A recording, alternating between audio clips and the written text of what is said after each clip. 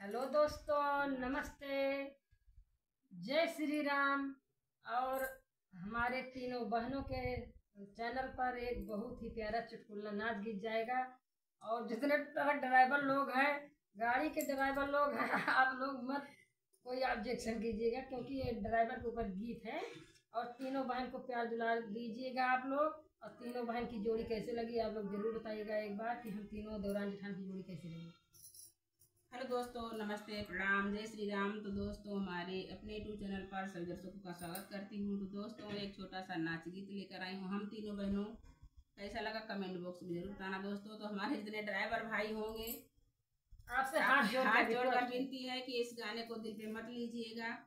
बस इतना बहुत है, किसी से हाथ नहीं जोड़ेंगे। मजाकिया गीत है दोस्तों, हर गली में गाड़ी चलाते हैं। नमस्ते, प्रणाम। देवरानी जी कितनी मासूम होके बोल रही है। सुमन ब्लॉग में आप लोगों का स्वागत है। और हमें तो आप लोग चिन्ह रहे हैं, फैजाबादी होगी। आप लोगों को एक चुटकुला नाच गीत सुनाने चल रहे हैं। अच्छा लगे तो लाइक शेयर सब्सक्राइब जरूर करना, कमेंट बॉक्स में जरूर लिखना। और आप लोगों को मुझे बहुत प्यार दुलार की जरूरत है। हम आप लोगों को प्यार दुलार दे। सखी लड़ी गई नजरिया ड्राइवर से, सखी लड़ी गई नजरिया ड्राइवर से, सखी कैसे बताई सजनवा से, सखी कैसे बताई सजनवा से। अरे लड़ी गई नजरिया ड्राइवर से, सखी कैसे बताई सजनवा से, सखी कैसे बताई सजनवा से।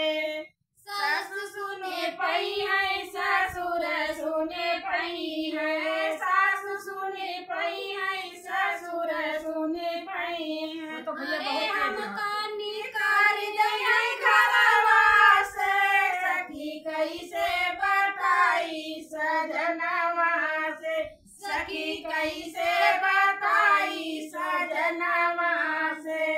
लड़ी गई नजरिया ड्राइवरवा से, सखी कैसे बताई सजनवा से, सखी कैसे बताई सजनवा से।